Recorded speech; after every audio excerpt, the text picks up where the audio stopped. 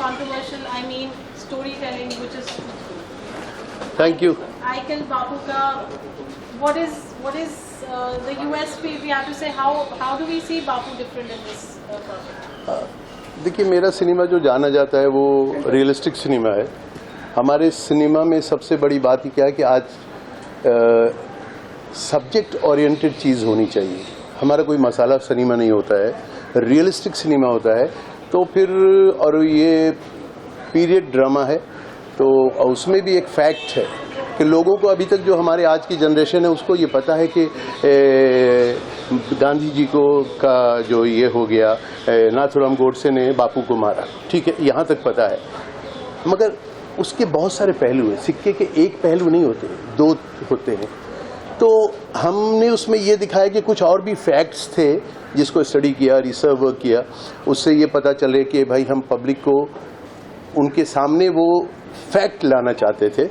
और ये फिल्म देखने के बाद आपको पता चल जाएगा कि क्या सच्चाई है और क्या है वो जो मैं लाना चाहता था एज ए मेकर, जो मुझे दिखाना था। और जो है हिस्ट्री में, ये भी नहीं कि मैंने कोई फिक्शन बनाया है, जो हिस्ट्री में है, बुक्स है, जो भी रेफरेंसेस है उसे लेके ये सिनेमा बना है। और ये एक डिफरेंट सिनेमा है और मुझे लगता है कि सबको पसंद आएगा। हमारी मेहनत कैसी है वो दिखेगी। गांधी जी की जो एक्सेप्टेंस है उस साइड ऑफ पॉइंट जो आप दिखा रहे हैं, आपको लगता है उससे कुछ स्टर अप होगा, कुछ कंट्रोवर्सी होगी, पीपल वुड एक्सेप्ट इट और not accept it?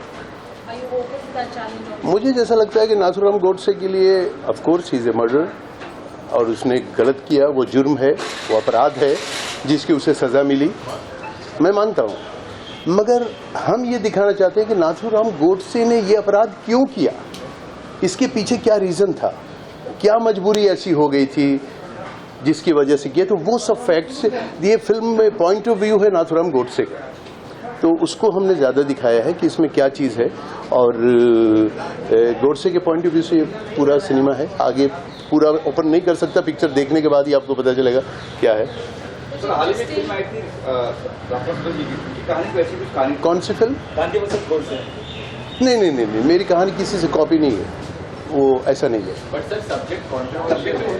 Did you expected कि ऑफ कोर्स सेकंड थॉट्स एक ही ऐसे करना चाहिए, नहीं करना चाहिए? नहीं, कंट्रोवर्शियल है ये डर। मैंने एक जिहाद फिल्म बनाई थी, तो थोड़ी मैंने ये सोचा जिहाद वर्ड से इंपा में जब मैं टाइटल लेने गया था लोग डर रहे थे, जिहाद क्यों बना रहे हो, बनाई ना।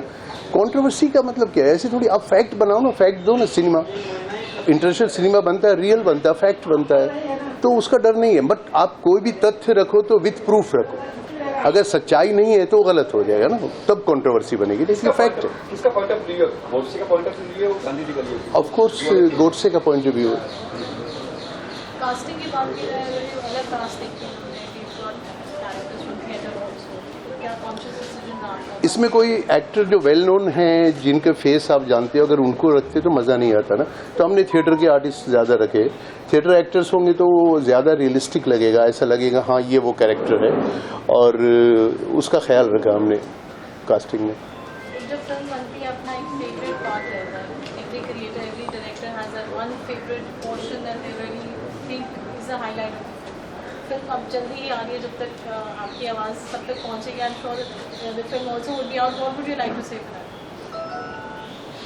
नहीं, आपने क्या बोला समझे? मैं आपसे पूछूं कि जो पूरी फिल्म में आपका कोई favourite portion which one should look for? मुझे फेवरेट पोर्शन ये जब गोडसे को फांसी लगती है उससे पहले जो जेलर आता है और वहाँ पे जो वो पूछता है और वो एक चिट्ठी लिखता है जो कि प्रूफ है, जो गोडसे गांधी वध एक बुक है उसको रेफरेंस में। तो वो जो एक इमोशनल एक एंगल है कि मुझे जो पैसे मिलेंगे वो ऐसे कर देना, ये दान कर देना, वो पॉइंट बहुत बड़ा है जिसे हम मतलब हम जिसको खोलना नहीं चाहते, तो उसे मैंने ज़रा इमोशनली खोला है। अब वो मुझे अच्छा लगा, पिक्चराइज करने पे मुझे लगा नहीं जिसको हर का एंगल रखना चाहिए, तो उसे उसकी मैंने कोशिश की है। सेंसिटिव सब्जेक्ट है, रिसर्च में कितना समय लगा? Was there anything special that you found out which people really don't know about, से और अबाउट? मुझे लगता है कि बहुत सारे लोगों को पता ही नहीं होगा गोडसे का मतलब है खूनी, यही है ना? नहीं, और भी चीज़ें, उसके भी कुछ थॉट थे गोडसे के जिसको हमने दिखाना चाहा है, और तो उस पहलू को रखा है। गोडसे आतंकवादी नहीं था। ये मैं कहना चाहता हूँ। करेक्ट ना, आतंकवादी तो नहीं था ना, तो बस वो दिखाना चाहता हूँ, उस पहलू पे है। आप सिनेमा देखिए, बहुत मज़ा आएगा। जो रिसर्च का पीरियड रहा सब्जेक्ट को लेकर, उसमें कितना समय लगा? काफ़ी समय लगा। मैंने अपने प्रोड्यूसर सरोगी साहब, जो हमारे लीगल एडवाइज़र भी हैं, और उनको और राहुल शर्मा जी को, इन लोगों को कहा कि भाई मुझे डिस्टर्ब मत करना 10-15 दिन। तो ये लोग सोचते थे ये कर क्या रहा है। ऑफिस भी नहीं जाता था मैं घर में ही रहता था। तो साथ में हमारे एसोसिएट डायरेक्टर प्रीति राव, वो हम लोग दोनों बैठ के सब्जेक्ट पे, आदेश के अर्जुन जो राइटर हैं इसके, हम लोग बैठते थे और हमने सोचा कोई कमी नहीं छोड़ना है। तो वो पूरा टीम वर्क था, एक हमारा नहीं था, हमारी पूरी टीम ने हमारा साथ दिया और एक अच्छा सिनेमा बन गया। एक लीगल सपोर्ट लेके आपने फिल्म बनाई, उसका कुछ खास रीजन? हाँ, क्योंकि आजकल क्या हो जाता है, 2 मिनट में कोई भी किसी पे कंट्रोवर्सी हो जाती है, सिर्फ बहुत सारे केसेस हो जाते हैं। तो एक मेकर सिनेमा क्या बनाएगा, उसको तो डर रहता है कुछ भी अगर एक भी चीज़ बोल दिया तो वो गुडी गुडी सिनेमा बनेगा, झूठा सिनेमा बनेगा। इनकी भी तारीफ कर दो, उनकी भी तारीफ कर दो, सब लपेटा लपेटी वाला काम, वो होता नहीं हमारे से। इसलिए सिनेमा 2-3 साल में एक ही आता है हमारा। तो थोड़ा खुल के और फैक्ट बताओ, खुल के, मतलब ये नहीं कि गलत किसी के लिए हमने बोला है, ऐसा बिल्कुल नहीं है, मगर फैक्ट तो बताओ। आज की जनरेशन को पता तो चलना चाहिए कि सच्चाई क्या है। टाइटल से किसने सोचा कि ये टाइटल रखा है, क्या ऑफ कोर्स हमने ही सोचा होगा। फिल्म को लेके क्या एक्सपेक्टेशन? फिल्म मेरे ख्याल से आज के दौर में जिस तरह सब सिनेमा आ रहा है, मारधार से भरपूर साउथ स्टाइल का सिनेमा आ रहा है और VFX का कमाल है बहुत सारा, तो यहाँ पे कोई VFX नहीं मिलेगा आपको, रियल मिलेगा और रॉ मिलेगा। ये एक फ़र्क आपको दिखेगा। तो थोड़ा टेस्ट तो चेंज में होगा ना। और इन्होंने बहुत अच्छा किया, बहुत अच्छा लगा करके। हम तो थे, एक्सपीरियंस रहा वल्लभ भाई पटेल कैरेक्टर प्ले करने का? बहुत ही अच्छा लगा। लौह पुरुष जो वल्लभ भाई पटेल का रोल है वो करके मुझे बहुत अच्छा लगा। और शेयर करना चाहेंगे आप शूटिंग के दौरान? शूटिंग के दौरान हमारे सबसे ज़्यादा मेहनत हैदर साहब की है, और हैदर साहब ने जो क्या बोलते हैं ना, पत्थर को हीरा बनाने की कला इनमें है। Thank you. Sameer, Hi. he is playing character role in this film, playing Godse. और कैसे हैं? all right. So the film is due for release now and we are here for a special screening, interaction with the media. What do you have to say? How excited are you? Well, everyone of us are very much excited. बहुत खुशी हो रही है हमें। मतलब shoot करने के time से हमें बहुत एक्साइटमेंट था कि ये दिन जब आएगा, कि जब ये दर्शकों के सामने हम अपनी मेहनत पहुंचाएंगे, तब उसका रिसेप्शन और उसके ऊपर लोगों का जो फीडबैक मिलेगा, तब जाके हमारी मेहनत रंग लाएगी। तो इसी सोच से अभी आज ये दिन आया है। So we are very much happy. Yes. Energy का approach किया आपके क्या thoughts हैं? Because obviously as we know, negative shade as audience जानते हैं पर what were your thoughts? I know that ये सवाल कई बार आ सकता है, बट एज एन एक्टर जब इस रोल के लिए मुझे अप्रोच किया गया और मेरी हैदर भाई से मुलाकात हुई, तब इस फिल्म के बारे में जो मुझे उन्होंने नरेशन दिया और एज एन एक्टर जो मैंने सोचा कि इसमें मेरे लिए क्या मायने है, इस रोल को एज एन एक्टर मेरे लिए क्या इम्पोर्टेंस है, ये सोचकर मैंने इस रोल को अप्रोच किया है। सो उस तरह का कोई फियर ऐसे दिमाग में नहीं था कि मैं ये कंट्रोवर्शियल कैरेक्टर कर रहा हूँ या इसका क्या परिणाम हो सकता है। बट एक कलाकार के तौर पर मुझे अपने आप को चेक करने का मौका मिल रहा है, यही मेरी सोच थी। कितना चैलेंजिंग रहा as an actor to play this character, intense scenes and for assuming so? Well, वैसे देखा जाए तो प्रेशर या स्ट्रेस ऐसा कुछ था नहीं। जैसे कि हमने शूट किया, बहुत ही प्लानिंग के साथ शूट हो रहा था और मुझे भी रीजनेबली 2 हफ्ते का टाइम मिला था जब हम शूट पर जा रहे थे उस वक्त। So I had my own time to think about the details and nuances of the character. और मेरे लिए सिर्फ सेट पर जाने के बाद मेरी जिम्मेदारी यही थी कि मैं इनकी उम्मीदों पर खरा उतरूँ और ज़्यादा से ज़्यादा अच्छा अपनी तरफ से दे पाऊँ। सर से क्या ब्रीफ था आपको, व्हाइल पोर्ट्रेइंग द कैरेक्टर, उनके क्या माइंड प्रोसेस, क्या थॉट प्रोसेस था और आप उसको कैसे देख सकते हैं? सी हमारा तो ये माइंडसेट था कि we are not portraying this character as a hero. There is no heroism for this character. हमारे दिमाग में सिर्फ ये था कि जो इतिहास के पन्ने से एक कैरेक्टर हमने जो लिया है, जिसके बिना एक इतिहास का पन्ना अधूरा है अपने भारत के इतिहास का. तो उस कैरेक्टर का भी जो पॉइंट ऑफ व्यू है, जो बहुत सारे लोगों को पता है, इस मीडियम से भी हम लोग पहुंचा पाए, वही हमारा इसमें माइंडसेट था. और कैरेक्टर को लेकर जो ब्रीफ था, सर का यही कहना था कि हम लोग जितना नेचुरल रहें, जितना रियलिस्टिक रहें, उतना ज़्यादा ये इम्पैक्टफुल रहेगा. सो हमारी कोशिश यही थी.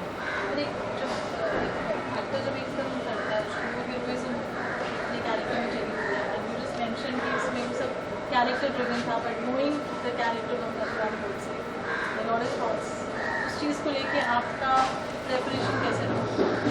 सी मेरा प्रिपरेशन भी ऐसे ही था. मेरे दिमाग में यही था कि I don't want to have any heroism kind of element for this character.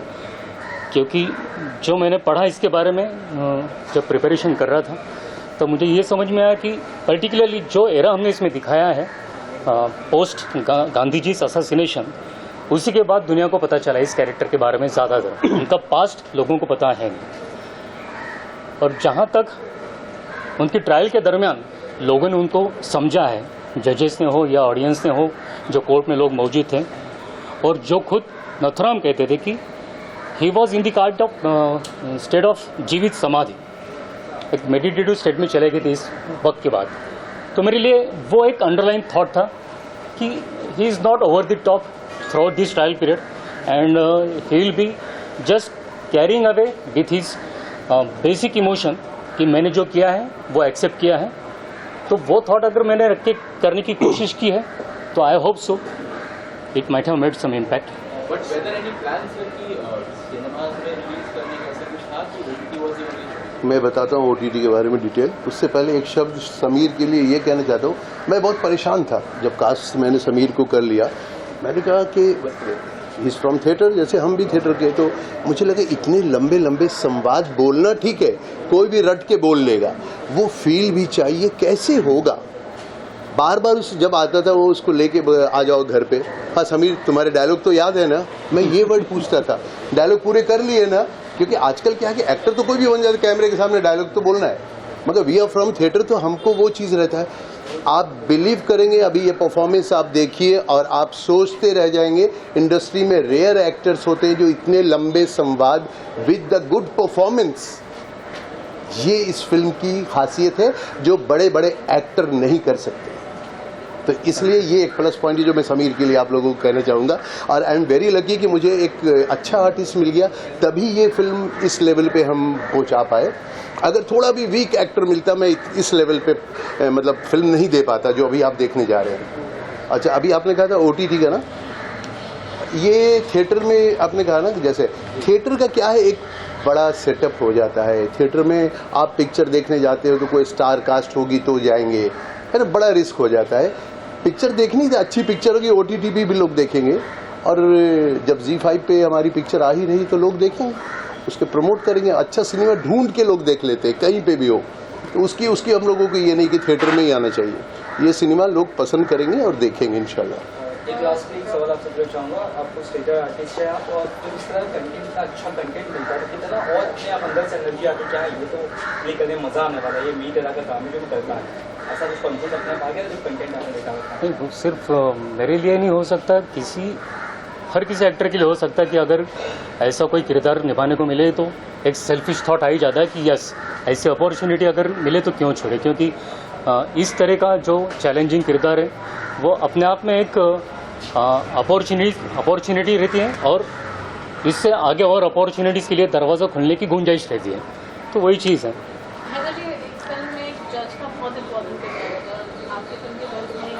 जज साहब आ गए हमारे फिल्म के. अरे नागेश, प्लीज नागेश जी वेलकम. देखिए मैं कुछ कहना चाहता हूँ इनके लिए. आप लोगों को सिनेमा को गुड लक चाहिए, तो भाई कोई अच्छा किरदार नागेश जी को जरूर देना चाहिए. देखिए इनको हमने, और I think first time we work together. हमने जितने सिनेमा ने कही, नागेश जी हम लोग वी आर गुड फ्रेंड, साथ में ही काम किए, मगर ये मौका मिला and he is playing a जज कैरेक्टर जो कि बहुत ही इंपॉर्टेंट कैरेक्टर है थ्रू आउट इस फिल्म में. तो अब सर मेरे एक्सपीरियंस के बारे में इतना बताना चाहता हूँ, मेरे सामने टीनू जी, मैं मेरी आवाज़ दब रही है, मैं बोल नहीं पा रहा हूँ, उनके सामने इतना प्रभाव आ रहा है। अरे टीनू जी आइए तो प्लीज।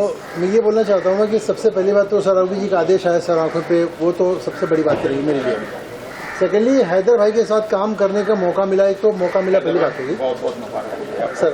Thank you. हाय और उस मौके के साथ में हैदर भाई का जो टैलेंट देखा, एज ए डायरेक्टर देखा मैंने इनको, एक्टर एज ए एक्टर तो बहुत सारी बात देख चुका था मैं, लेकिन एज ए डायरेक्टर इनका दिखा, इनका जो टैलेंट जो था, how to get the person act in a particular movie और कंटेंट, ये बहुत अच्छी बात रही।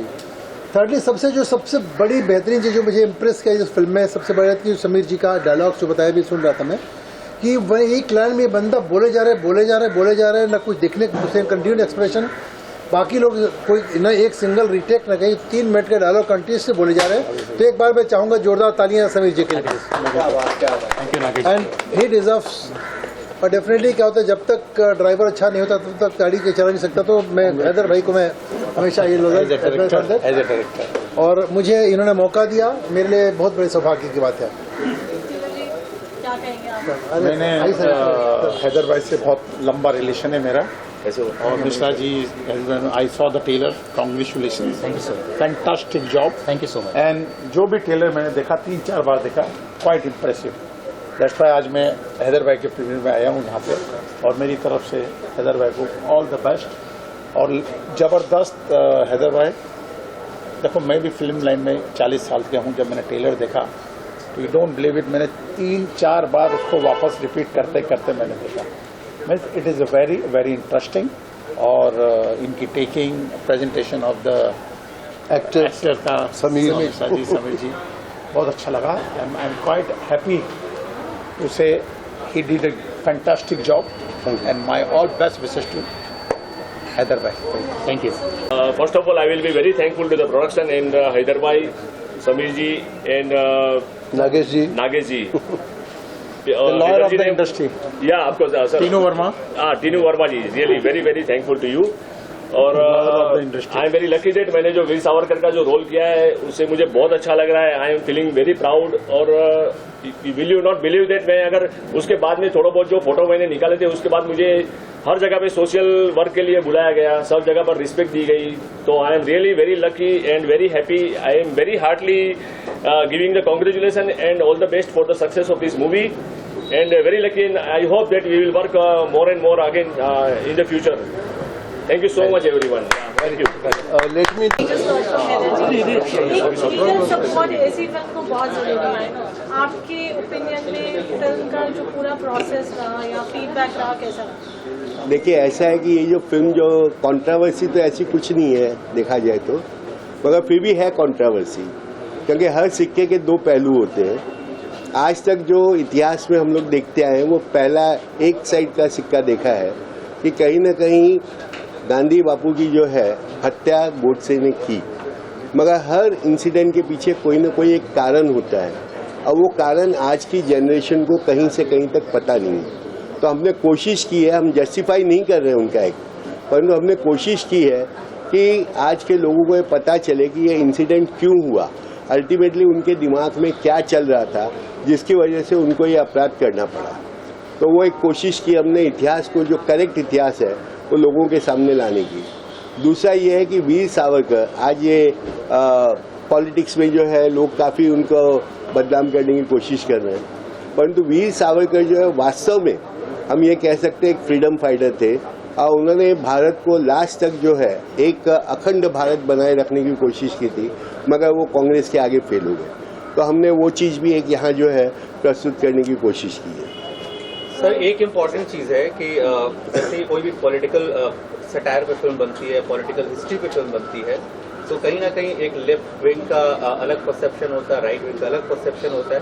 तो आपने किस परसेप्शन को, किस हिस्ट्री को जो है उसके अकॉर्डिंग अपनी फिल्म बनाई और क्यों? देखिए, हमने जो है पहले जो गोडसे के बयान कोर्ट में रिकॉर्ड किए गए थे वो सरकार ने बंद लिफाफे में रख दिए थे, मगर एक PIL फाइल हुई थी, और उसके बाद जो सुप्रीम कोर्ट ने जो है ये ऑर्डर दिया था कि नहीं, उनके जो बयान है वो आप लोगों के आगे जाहिर कर सकते हैं। अगर आपसे कोई राइट टू इन्फॉर्मेशन एक्ट में मांगता है तो आप वो उनको दे सकते हैं। तो हमने वो जो एक्चुअल बयान उस वक्त जो रिकॉर्ड हुए थे उसको लेके पिक्चर बनाई है कि वास्तव में जो है क्या हुआ था कोर्ट में और क्या नहीं हुआ, उस चीज़ को लेके हमने ये चलने की कोशिश की। आप एक्सेप्ट करें कुछ लीगल एंटिसिपेशन फिल्म के रिलीज होने के बाद? मैम ऐसा है कि कहीं ना कहीं हमने किसी पे तो ब्लेम, जो वास्तविकता है हमने कहीं ब्लेम नहीं किया है। जो वास्तविकता है कि हमारा जो एक्ट बना था एक इंडिया इंडिपेंडेंस एक्ट, वो इंडिया इंडिपेंडेंस एक्ट नहीं होके इंडिया के विभाजन का एक्ट बन गया। तो उस चीज़ की कंट्रोवर्सी को लेके हम चले हैं। डेफिनेटली हम किसी को क्रिटिसाइज नहीं कर रहे, मगर साथ में हम लोगों को वास्तविकता भी बताने की कोशिश कर रहे हैं कि वास्तव में क्या हुआ था उस वक्त। क्योंकि आज की जनरेशन को एक ही पहलू मालूम है, लोगों को इतना ही पता है कि हाँ गोडसे ने हत्या की, उसके आगे किसी को पता नहीं है। यानी एक समय ये आ गया था अगर किसी का सरनेम गोडसे है तो उसको भी लोग जो है शक की नज़र से देख रहे थे। तो हम जस्टिफाई नहीं कर रहे हैं उसके एक्ट को, मगर लोगों को सच्चाई बताने की कोशिश कर रहे हैं। बाजी, आप क्या कहेंगे, क्या विशेष देंगे या सब्जेक्ट? देखिए, अभी फिल्म तो मैंने देखा ही नहीं है बिल्कुल, लेकिन सरोगी साहब के बुलावे पे मैं यहाँ पर आया हूँ कि सरोगी जी हमेशा वास्तविकता को समाज के सामने लाने का प्रयास करते हैं। और मैंने अपने जीवन में देखा, बोरेली में एक लैंड के मैटर में निर्दोष लोगों के ऊपर मौका लगाया, और आपकी सबकी जानकारी के लिए 2 साल वो अंदर रहे और अभी छूट कर आए। छूटते समय कोर्ट ने ये ऑब्जर्वेशन किया, और उस समय पर एक वकील घटनास्थल पर पहुंच गया था, और वो भी गलत आदमी के सपोर्ट में पहुंच गया था, और उसको थोड़ा सा मार लग गया, 1-2 टाका आ गया। तो सारे वकीलों ने, मुंबई शहर के लोगों ने आंदोलन किया। ऐसे समय पे सरोगी जी सही व्यक्ति को सपोर्ट करने के लिए आगे आ गए।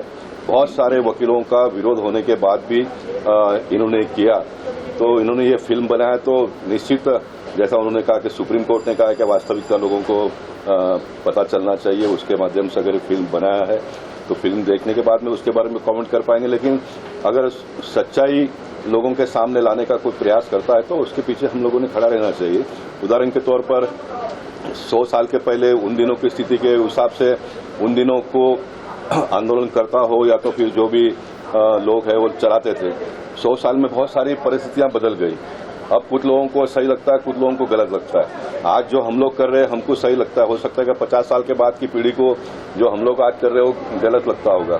तो देश और दुनिया इसी तरह से, संसार इसी तरह से चलता है। लेकिन फैक्ट ऑफ द स्टोरी, जो वास्तविकता है, जो हकीकत है, वो लोगों के सामने कभी ना कभी लाने की आवश्यकता है। तो मैं मानता हूँ कि सरोगी जी ने लाया है, उसमें देखकर जो अच्छी बातें हैं उसको हम स्वीकारेंगे। नजर आएंगे इस तरह की कोई और प्लानिंग है आपकी? देखिए, मैं किसी पार्टी विशेष पे नहीं हूँ, व्यक्ति विशेष पे नहीं हूँ, मैं वास्तविकता पे हूँ कि वास्तविकता उस वक्त क्या हुई थी, उसको मैंने लोगों के सामने लाने की कोशिश की है। मैं ना तो किसी का सपोर्ट कर रहा हूँ, ना किसी के अगेंस्ट में जा रहा हूँ, ना ही मुझे कोई पॉलिटिक्स से मतलब है, मगर लोगों को वास्तविकता जानने का अधिकार है और वही मैं बताने की कोशिश कर रहा हूँ। मैम, बीइंग ए प्रोड्यूसर आपके लिए कितना डिफिकल्ट अनछुए पहलू को छूना और फिल्म बनाना, और साथ में ये जानना जरूर चाहेंगे कि अगर ऐसे फिल्म बनाते हैं तो क्या आपने उनकी फैमिली से भी कंसर्न किया था, उनसे कांटेक्ट किया था ताकि आपको पूरी जो राइट इन्फॉर्मेशन है वो मिल सके इस फिल्म को बनाने के लिए? उनकी फैमिली से कांटेक्ट नहीं किया था, बट लेकिन बहुत सारी इन्फॉर्मेशन हमने जगह जगह से ली थी करके। और आज के यंगस्टर्स लोगों को बताना बहुत ज़रूरी है कि इतिहास में पहले क्या था। सिर्फ बुक्स पढ़ने से खाली हिस्ट्री नहीं होती है करके, मतलब कि हमने बुक्स पढ़ लिया, हमें इतिहास, हमें सच्चाई है क्या है, उन्हें लोगों को मालूम पड़ना चाहिए कि सच्चाई क्या थी करके, मतलब इसलिए ये फिल्म बनाई। कोई ऐसी इन्फॉर्मेशन जो अभी तक बुक्स में नहीं है, किताब में नहीं है, जो आपको मिली उस फिल्म के? बहुत सारी है इसमें, बहुत सारी। कोई एक इन्फॉर्मेशन जो आप बताना फिर फिल्म देखने का मजा चला जाएगा। आप लोग फिल्म देखिए और फिर उसके बाद में हम उस पर बात करेंगे। मैसेज है कि वास्तव में आज हम लोग जो एक कांग्रेस की पूजा करते हैं कि कांग्रेस ने हमें आज़ादी दिलाई, मगर कहीं न कहीं भारत के विभाजन में कांग्रेस का हाथ था और कांग्रेस की इच्छा से ये काम हुआ। तो जो हम आज पूरी दुनिया में ये कहते हैं, आज एक नारा चल रहा है भारत जोड़ो। अरे भैया, तुमने ही तो तोड़ा था भारत, तो अब क्या जोड़ने वाली बात कर रहे हैं? तो ये एक मैसेज डेफिनेटली, मैं कांग्रेस के अगेंस्ट भी नहीं हूँ, मगर ये मैसेज डेफिनेटली देना चाहूँगा कि अब क्या भारत जोड़ो की बात कर रहे हो। मैं ये कह रहा हूँ कि आपकी नज़र में गोडसे जी हीरो थे या विलन? ना तो मैं उनको हीरो मानता हूँ ना विलन मानता हूँ। उन्होंने परिस्थिति के हिसाब से, अपनी मन स्थिति के हिसाब से उन्होंने जो किया वो आप लोगों के सामने पेश कर रहा हूँ। Thank you so much. Yes of course, बिल्कुल बहुत ज़्यादा एक्साइटेड हैं। एक बार देख लेते हैं फिल्म, उम्मीद है कि अच्छी होगी। पोस्टर्स और प्रोमोस तो काफ़ी रिवीलिंग लगा मुझे। एक बार फिल्म देख लेते हैं और मुझे उम्मीद है कि बहुत अच्छी बनी होगी फिल्म। एज एन एक्टर जब इस तरीके का सब्जेक्ट किसी भी एक्टर के पास आता है तो बहुत सारी चीजें रहती हैं। आपको क्या लगा जब वेन्यू रेड द नेम देखा ऑफकोर्स आपने देखा होगा कि पोस्टर है तो you know it's historic film. Basically एक अलग पर्सपेक्टिव भी हमें देखने को मिलेगा एंड पूरी कमेंट्स और कैसी लगी फिल्म में क्या दिखाया गया है वो तो मुझे लगता है कि एक बार फिल्म हम लोग देख ले तो उस पर डिस्कस करेंगे तो और बेटर रहेगा। बट काफ़ी प्रॉमिसिंग है and I like that you know the poster. मुझे लगता है कि बहुत कुछ देखने और जो हम लोगों ने देखा है हिस्ट्री में और कुछ नया तरीका देखने को मिलेगा। We working on some projects. Recently आपको पता ही होगा मेरी फिल्म चंपारण में 10 ऑस्कर्स में थी। उसके अलावा अभी एक बीजिंग फिल्म फेस्टिवल में it's still there and a lot of other festivals. So we are very excited about the film and after that you know success of Champaran mutton so we a lot of good projects are coming up.